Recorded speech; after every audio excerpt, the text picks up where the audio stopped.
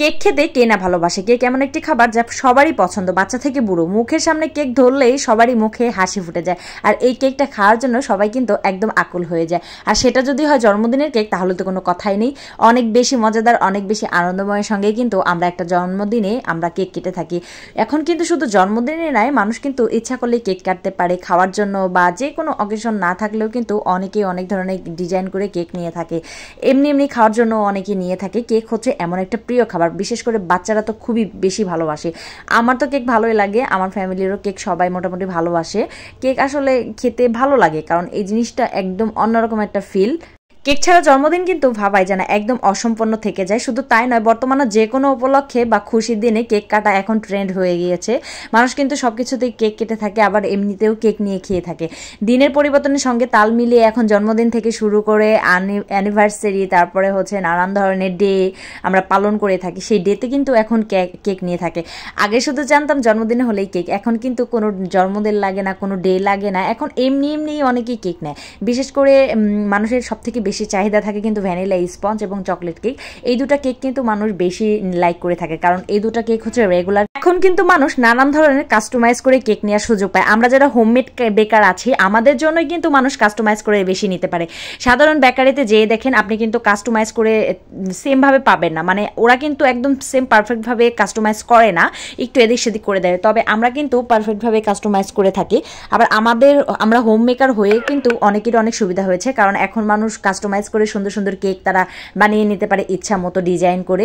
এটা কিন্তু তাদের জন্য একটা বিশেষ সুযোগ আমাদের কাছ থেকে কেক নেওয়া। তাও আবার ভিন্ন ভিন্ন ডিজাইন থেকে শুরু করে নানান রকমের ফ্লেভার সহ কেক নিয়ে থাকে। কেক শুধুমাত্র সেলিব্রিটিদের জন্য নয়, বরং জীবনের সমস্ত ছোট বড় মুহূর্তগুলোতেই উপভোগ করার জন্য একটা কেক কিন্তু আপনিও নিতে পারেন। একদম মন মুগ্ধ করে দিবে এই কেকগুলো।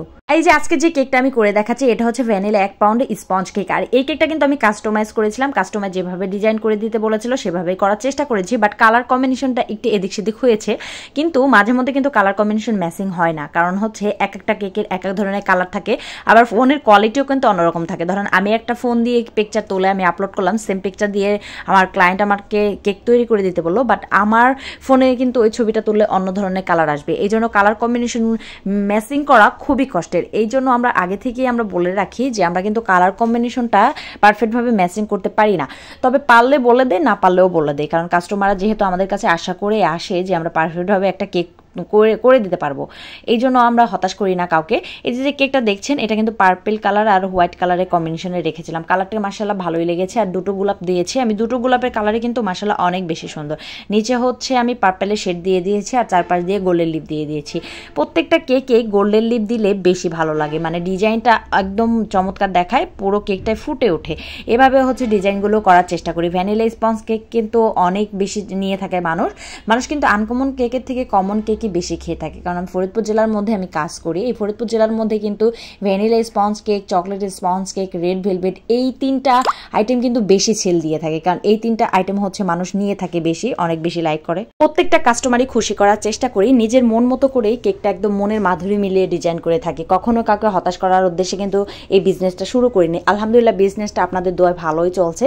সবার এত বেশি ভালোবাসা, এত বেশি সম্মান পেয়ে কিন্তু আমি খুবই অনুপ্রাণিত। আমি সবসময় চেষ্টা করি ভালো করে কাজ করা। তো সবাই দোয়া করবেন যাতে আপনাদের দোয়া এবং ভালোবাসা আমি আরও বেশি এগিয়ে যেতে পারি। আর আমার কোয়ালিটি নিয়ে কোনো টেনশন করবেন না, কারণ সবসময় চেষ্টা করি বেস্ট কোয়ালিটি দিয়ে আপনাদের সঙ্গে কাজ করার জন্য, কারণ বেস্ট কোয়ালিটি হলেই কিন্তু আমার বিজনেসটা উন্নত হবে। আমি কখনোই কোয়ালিটি নিয়ে কম্প্রোমাইজ করি না, আর কোয়ালিটি কখনোই আমার 2 নম্বর পাবেন না। আমার বাসায় এসে চেক করে নিতেও পারেন। অনেকে হচ্ছে ভাবে যে আমি কি কোয়ালিটি দিই, কি ক্রিম দিই, এটা নিয়ে অনেক কনফিউজ।